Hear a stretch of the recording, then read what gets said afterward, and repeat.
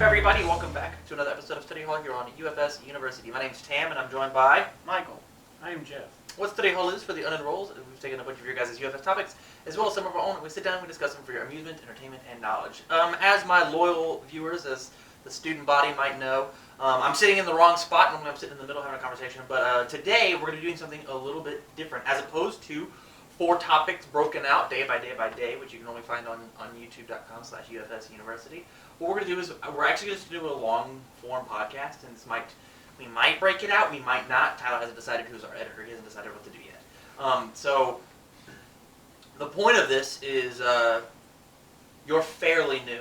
Yeah, like 2.5 months. You're very new. You're just jumping into the game.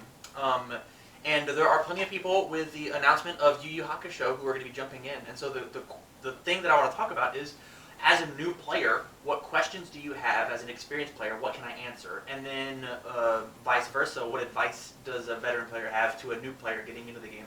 Both when you have a set up a support system such as UFSU, or not, if you're just a Yu Yu Hakusho fanboy and you're just like, I want to make a play group. How do I make it in Kentucky? Are there any UFS players in Kentucky? Let me know in the comments down below. So, first and foremost, we did play locals this past week. What did you play? How did you do?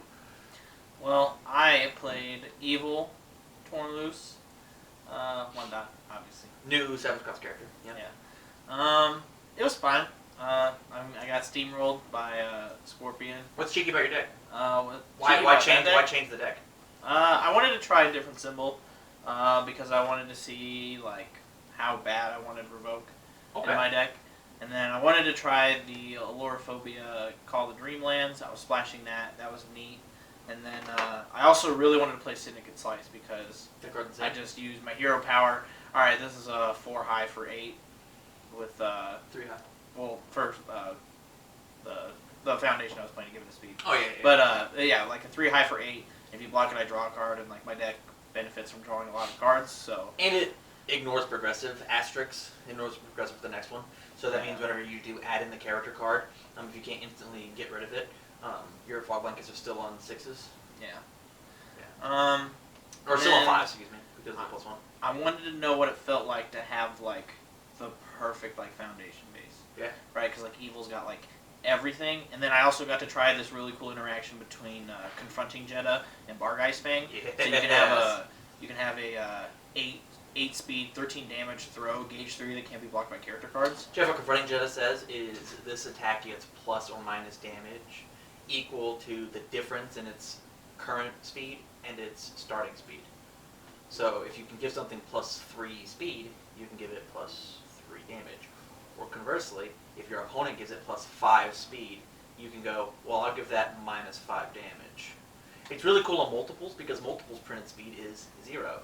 So they always have greater than printed. So on every multiple, or once per turn on a multiple, you can be like, hey, that has -5 speed, Coffee Samba's multiple. Dummy. Dummy. Or -5 damage, sorry, not speed. It has +5 speed. Yeah, the deck was pretty consistent. Outside of the damage department, but that's just because of the kind of deck I was playing. And then I threw in Zuna drops, and I was just kind of bricking no blocks. So that's why I switched back to air now. Okay. But it was fun. I definitely enjoyed it. Taught you something? Call the Dreamlands. That card's really rad. Yeah. I want to talk about, just real fast before we get to you, Jeff. Talk about how Torn Loose works. We got a ruling from Ryan Pham, and I think it's pertinent to let people know it's right at the top. Be positive, be positive. Okay, guys, so what Torn Loose 1 dot says is that you can put a character card as a cost into your card pool, and then you can give your attack, specifically your attack, which is really nice because you can use it on your opponent's turn, give your attack 4 damage. And then his 2 dot says, enhance, give your opponent -1 to their next check to play a card for each character card in your card pool. So normally, what I was doing was I'd put a character card in, I'd give them -1 to their next check, and then I'd remove it from play with Evil. I had to draw a card. So I get 4 damage, I get -1 to their next check, and I get to draw a card without actually playing anything. Yeah. So it's really good. But now there's a new ruling out where not a new ruling, but we understand the ruling differently. Yeah, to where it waits until your opponent plays a card, and then it checks your card pool. to see how many character cards are in your card. Because of what Tornaloose says, is he says it gets -1 for each in your card pool, and you're not making the check until then. Yeah. Right. If it said it gets -1 for each character card currently in your card pool, it would trigger right away. But since it's it hasn't wanted the condition hasn't been met quite yet, it has to wait. So a little bit of a nerf. I had the same issue happen with me at Nationals. At Nationals with Stolen Sword, I was fighting Ben Shoemaker in round 2. I am playing Nightman, like one of the worst characters in the game, because they banned the character I was playing like a month before, and I had no idea how to do it. I was too new to like pick something else up. Somebody had made that deck for me, and I was like, "Fuck yeah, that's Athena, let's do it." Basically, what Kevin Roper and whatnot does. Yes. Okay. But I was like, sick order weapon deck, awesome. Before weapons were good, I'd be like, I'd reveal this Stolen Sword, play Stolen Sword, commit your foundation, move my Stolen Sword, and then Ben Shoemaker was just like, no, that doesn't work. Because Stolen Sword says the next time you play a weapon foundation, add it down. Well, if you play a card as a block, it's not a foundation, it's a block. If it said the next time you play a foundation card, it would count. But it says the next time you play a foundation. I didn't play foundation, I played block. And so it just stuck in my card pool, and I was like, oh, that's the whole fucking point of my deck. it's just like to do this one cheeky interaction to like stick a card in your card pool. Yeah. Real bad. I was at that tournament. I ended up going to the bottom table twice. Last table, 1-1, lost 1. Back to the last table. It sucked. Yeah, real rad. Jeff, how's your? This is your first local with your own deck. You played Scorpion 2-3 weeks ago, something like that. Yeah. How was Goro Under Earth? It's pretty awesome. It taught me a lot about how, like, so I would build like everything I could, play everything I could. I had my turn with no cards in my hand. Yeah. Almost like 90% of the time. 100%. Sometimes I'd have one of the assets in play that you can use as a block, but most of the time they weren't there. Yeah. So I would just try and like man mode through 40 damage. Just phase tank. And then on the next turn I'd pick up 4 attacks from my discard pile and try and win. Just swing them. Just swing them. So the podcast has never seen you. This is your debut on UFSU. Welcome.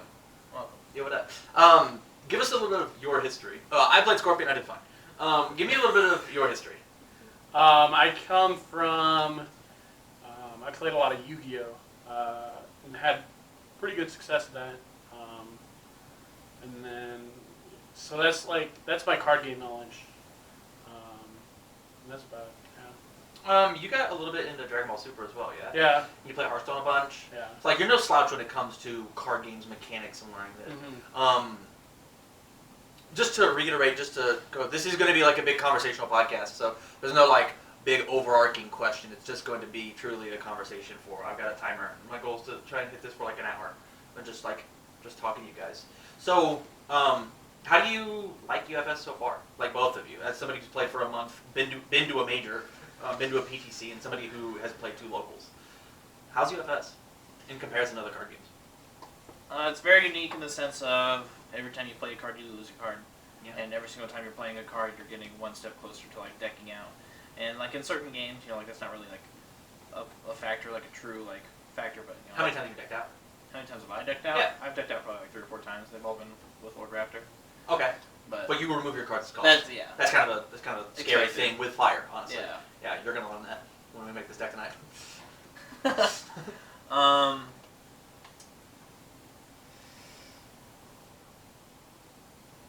Give me the positive, give me the negatives. Like Ryan Pham's gonna watch this episode, and I really hope it like. Okay. Give me some positive, give me some negatives.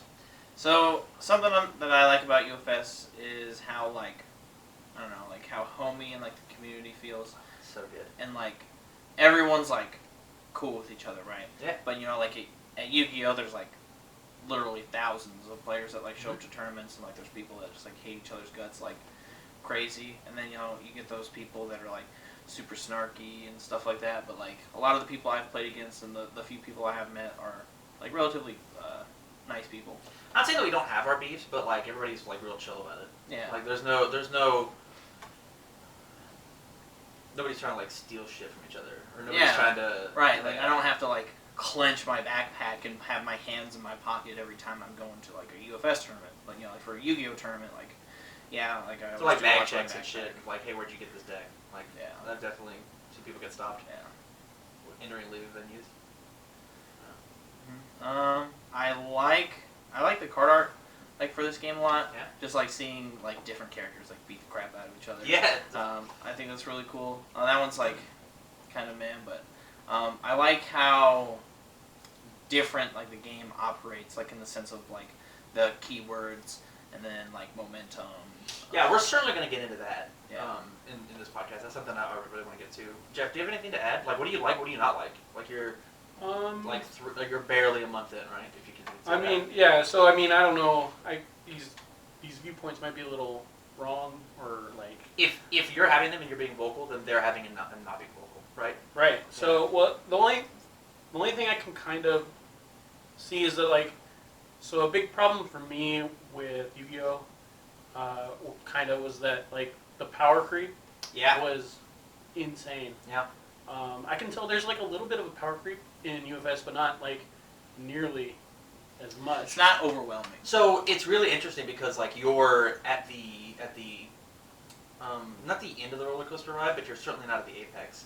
We went from nationals 2 years ago, and we were given platinum as like prize support. It was one of the coolest things they'd done. So they announced that they were doing this big reprint set because Warriors of the Night, everything that's in the like Jeddah Dimitri 1.1 set with Felicia and Jade Talbane and all of that, totally out of print, completely. You can't fucking find it all. It doesn't exist. There was still Rise of the Masters on the shelf, but not Warriors of the Night. So like the Mega Man 1 set, not the 10s, but the 1 set with like Quickman and Mega Man 2 and Gemini Man. So like that was on the shelf and totally playable. He was banned by the week that I came in. Him and Skullman got banned. I was gonna play Skullman as the first character, but got rid of him quick. You just couldn't find it, and so and the market was so low that skull berries were like $60. Yeah, and James and Tyler, who were like my main resource when it came to like old school cards, the cards just didn't exist. I think they had a total of 2 skull berries, like in the whole collection. And then you went back even further, and because of here's a little bit of a history lesson, and I don't have the exact numbers because I'm not a dork like James, but there was a while where like for like at least 2 years they didn't print any sets because there was a mix up in Jasco headquarters and like somebody got fired. I don't know names or anything, but like they just like Jason, the head of Jasco, which fun fact for all my new kids, if you want on every back of a UFS pack wrapper, there is a phone number. That is Jason's personal cell phone. You can call Jason, the owner of Jason Company Jasco, and converse with him or whatever. You can also add him on Facebook. He sees a bunch of stuff. He sometimes watches our videos. Recently got a message from him like, "Hey, good content." Oh, thanks, Dad. Hey. Was it last week that's name? No, but we've got a bunch of comments on the one from last week. Ooh. Not the pt.1, but the one before where we had the 5 people. They loved it. Oh, yes. Yeah, they actually really like blew that. up. You should look at the comments. They're really rad. But so we didn't have anything. In addition to that, because we have 10 sets in the game, and like 3 of the sets didn't exist. They were not physical packs. You couldn't order them online. You couldn't get them. And singles were like nowhere to be found. There was a common card called Caught Red-Handed, which is just venomous, but it flips instead, and it's got a 3 high block, not playable or committed. Yeah, that card just didn't exist. You just couldn't find it. The only reason I got to play that card is because I knew James and Tyler. But there was such a struggle for new players to get in because of lack of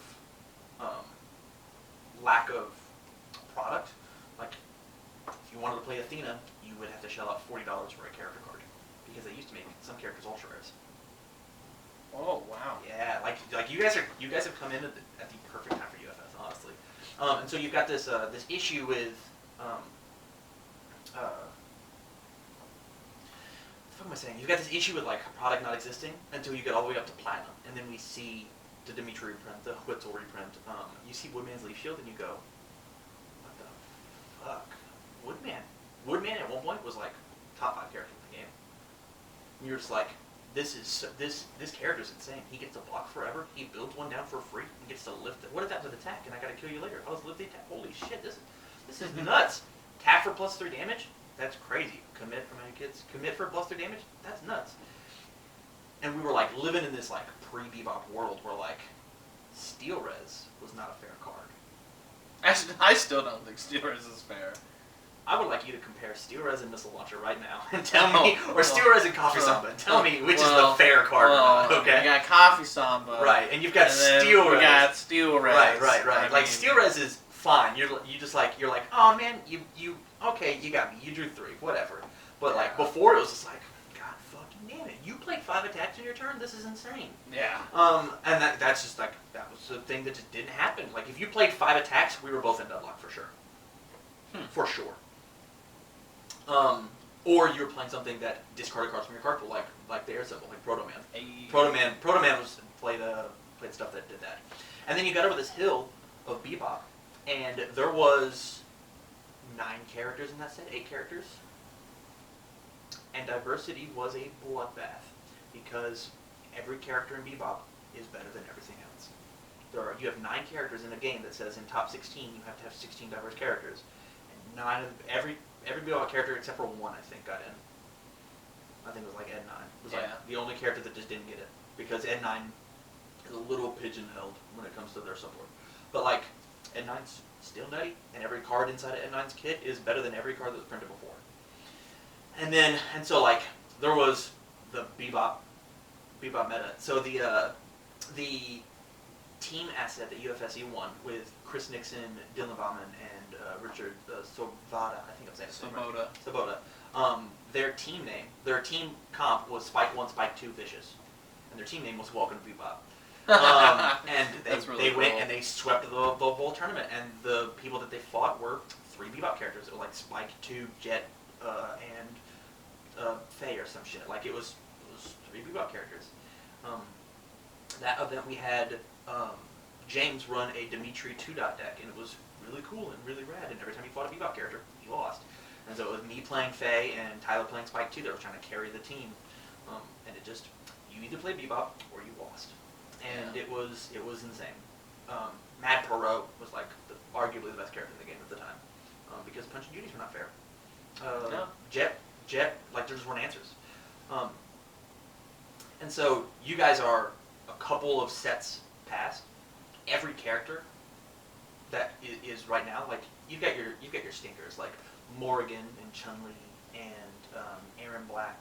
Like they have to work for the wins. Not saying it's not possible. Yeah. But like you look at Aaron Black, and then you turn around and you look at DJ from the Street Fighter set, or you look at T-Hawk. You know what T-Hawk does? I think I remember. T-Hawk says something along the lines of like, if this thing's blocked, you, like he's so bad I don't remember. I'll get it pulled up. But like, you guys exist in a format where like there are actual characters. Like, Yeah. You actually get to play shit. And that's all thanks to Bebop, to be honest. Yeah, and so you said power creep and that's where this came from. There was a huge spike in power creep. Like, we're all on the same line, we're all mortal, and then Bebop was up here. And then everything else has stayed relatively in this line. And I think the first time we didn't get something exactly as adequate is in Street Fighter vs. Darkstalkers. I think that set took the bar and brought it down just a smidge. But only because you can't really share those cards with past decks. Yeah. They're so, but perfect for a new player. We're about to make you Ken 2-dot. We're going to make that deck by throwing pretty much 4 of all that shit in your deck. And then we've got 16 extra cards we get to play. There's your deck. Like you look at Lord Raptor. Yeah. That's the format. Yeah. And you can do that with every single one of the Street Fighter Star Trek characters. So like, the line is like so even, so narrow, and there's a little bit of up and down, but like, 7th Cross almost feels that same way too. Like 7th Cross really wants to play 7th Cross shit, and not a lot wants to play 7th Cross shit. Yeah. There's some cheeky stuff. Like you look at Ken Broberg's Spike 1 deck, Daggers. gauging into Spike 2. Never happened before. Nope, they're 2 separate entities. until 7th cross. So yeah, so power creep. I just talked for I think 10 minutes straight. What else are you liking, not liking about the game? Do you like? You have not had a set release proper, right? Right. And so you can tell the difference between old cards and new cards, sure. But like, is there anything else? Is there a card or mechanic or something that you don't like? And not just like personal preference of like playing on your own turn, but like this is not a fair mechanic. I don't think so. In my opinion, Mhm. I'm still frustrated at desperation. Okay, that's fair. I just think it's like it's just like desperation characters are tied to like paying life, and it's so easy for them to like get down to desperation. Because how I envisioned desperation was like the first Dragon Ball Super set, right? Yeah. Where like only Vegeta could hurt himself, and like no one else Yeah. could hurt himself, and so like your opponent had to poke you a little bit. Yeah. But like I could not poke you for 2 turns, and then all of a sudden you're at 13 life with Scorpion, and I'm now dead. Well, sure. So, but the other side of that is if I'm not playing Coffee Samba, which might be the issue here. If I'm not playing Coffee Samba, which stuns out your whole board, you just spent those 2 turns building up a wall that Yeah. now I'm at half health. I have to get through. Coffee Samba's the wall breaker. Coffee Yeah. Samba's the not fair card about the desperation deck. But like Yeah. being able to sling a bunch of cheap attacks is fine if you've got the resources in to block them. Like, could you imagine like Scorpion versus Donovan? That does not sound fun. It doesn't sound fun for the Scorpion player. No. I have to pay 2 every time that you block, you burn 2. All my attacks do what, 2 damage? Yeah. That's, Maybe if the half block and it does what, 6? I mean, you still got like what, 29 life? yeah. How many 6 damage attacks do I have to throw? And I'm at 13. If I don't get the job done, I burn myself down to 4. You touch me once and I die. Yeah. Get Like, out of the backswing. It's like a mini game inside of the game of like I have to do as much damage to me as possible. The thing is like, and not to toot my own horn, but I'm a damn good Scorpion player because Oh yeah, I'm not saying you aren't. I make you do the work. I make you hit me, which means you're wasting resources, putting me to that proper number, and then it's just like when you try and poke in DVS and you accidentally poke too far. Yeah. Like, oh, whoops. Well, now he's awakened. Well, I have to now deal with this because he's just gonna dumpster me on the next turn. Yeah. Yeah, it's like Scorpion is a Dragon Ball Super character. So here's T-Hawk. You ready? He's a 5-hand size, 35 life. He says, R, commit 1 foundation. After your slam or throw attack is blocked, your opponent discards 1 card. Your opponent may flip 2 foundations to cancel this effect. E, commit, so you commit himself. Your next slam or throw attack ignores progressive difficulty. So as a 5-hander, he commits his own board to make you possibly discard cards or flip foundations to cancel. Interesting. Ugh. Even if we, as the other person, we only build 3 foundations, that's you commit 1 to make me flip 2. Who cares? He's real bad. Yeah. And then like, you've got Torna Loose. It's just like, I hit you with this thing, I add this thing in, flip it, add this, flip it, add this, flip it. Just Yeah. like, flip the whole thing. I love. Oh my god, that's what I love flipping with Torn. Or like a Vicious. Vicious compared to Oh, him. God. Vicious is at 31 health and a 6-hander that draws cards, and T-Hawk's a 5-hander with 35. 4 more health to Oh, commit to make That's the power creep right there. Yeah, honestly, health is a big Look one. at T-Hawk and then look at Vicious. There That's how was- you can tell. There was a fucking uproar when it came to Spike 1-Dot with his 24 health on a 7-hander. Yeah, I still think that's pretty good. It's super high. Yeah. But Spike, at this point, when he first came out, he was the Everman deck. There was stuff in the format to like make him like Death Wall Spike was abysmal to play against because he just played honest UFS better than everybody else. But now that there's like I'd rather play Scorpion than I would play Spike, or I'd rather play Grow than Spike, or I'd rather play all these other death characters. Spike just plays a really honest game of UFOs, and he needs the 24 because minus 1 on every attack. Who gives a shit? Yeah. Right, so like all these like stats that like you're talking like 24 health being insane. Like that's still, I still think that's like, as far as power creep goes, Yeah. it's still like 10 times better than the power creep that came out of Yu-Gi-Oh. Oh yeah, 100%. Like Yeah. like so the first like I would say power creep were synchros, right? Probably Cyber Dragon. Cyber Dragon. Cyber Dragon. Yeah. Okay, but then Anything that makes you not want to go first. There's your power creep. and then I want there's that roll. synchros. You're going. Synchros, and then they just keep introducing new colored cards, and I'm like, at least UFS hasn't done that. Like, what's the newest type of card asset? So we do that. No. We don't do it with cards. We do it with keywords. Oh, okay. We have the effects on the keywords, and that's how we keep increasing the game. And so, like, not even just Gauge. There was Fury is the most recent, or Tech. Fury and Tech are the most recent non-ability keywords. And so, what that says is kind of like introducing Wyram with dragons, because dragons get so crazy and big that like they're like, divide 'em. we need to divide these. And so now, what is a Fury attack? You just extra mad? Well, they look mad. We'll just throw Fury on. Like, look, Nutcracker. Nutcracker has 5 keywords on it.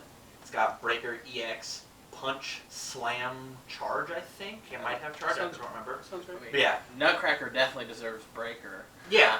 No, it should have Breaker. I'm super down for EX. She's using her powers to go fast. I'm super down for Punch. Why is it a Slam? Like, Oh. Sam, Why- like You missed crown? my joke, Ben. Like breaking. Yeah. Yeah. Okay, No, I okay, got it. okay, But like okay, when you okay. look at the picture, she's not like shoulder charging anybody. Right. Like, why is it a Slam? I don't know. Or like there's Good just question. there's It this. doesn't need to be a slam. I Right. can tell you that. That's what I'm saying. But Yeah. like because it has Slam on it, because it's got all these keywords, it now interacts with all these other cards. It has this plethora. There's a card called Transform. Yeah. That says you can pick up a Nutcracker from your discard pile, and when you play it, Transform builds down as a foundation. That sounds rad. That card should not be able to pick up Nutcracker. Should not. Yeah. You get a card that fetches a card that fetches a card that draws a card. Welcome to the All Simple, baby.